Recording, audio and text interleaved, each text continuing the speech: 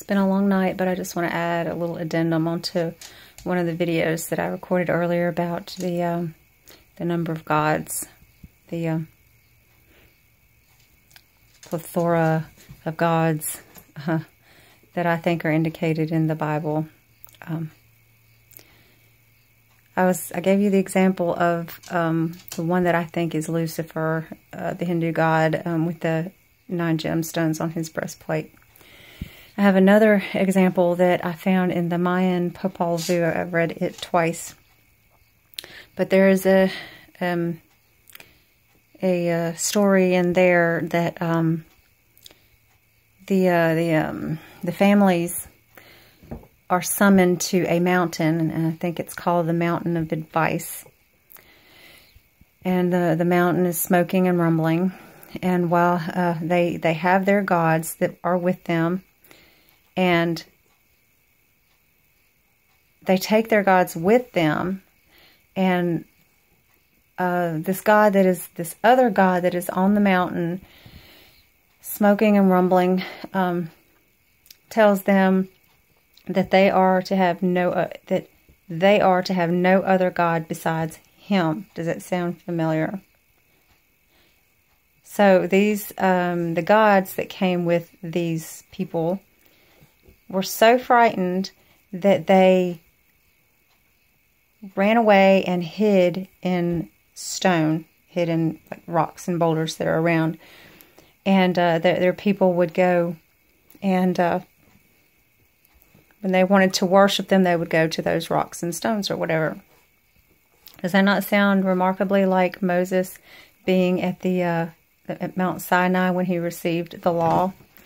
And the other thing is, when the gods, their little g gods, went into the stone, and they would go and worship them and offer them. Anyway, they would go to the stones to worship their gods that their gods went into to hide from the God that was on the Mount of Advice that told them not to have any god before him. That also explains something in the New Testament where the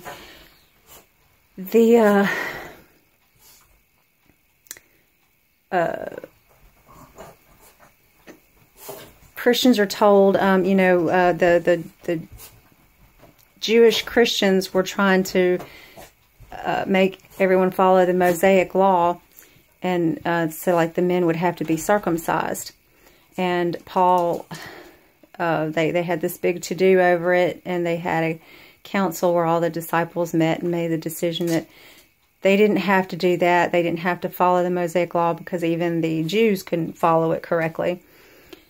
All they asked for them to do is abstain from sexual immorality, do not eat food sacrificed to idols, and then one more thing. So the reason I believe for that is because entities are able to inhabit food, stone, and people and everything, and when you eat food that has been sacrificed to idols, then the idols, the spirit inside the idol could come into you, and I believe that's why. And of course, not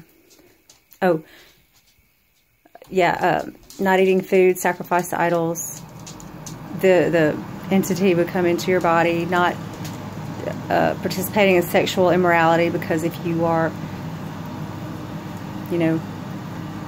doing something you're not supposed to be doing, the entity associated with that could come into you. And there was one that I cannot figure out, though.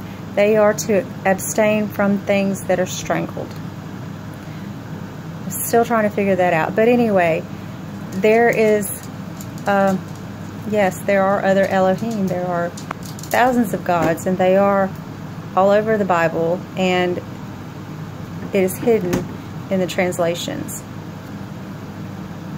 The translations, I believe, was the enemy's way to confuse us.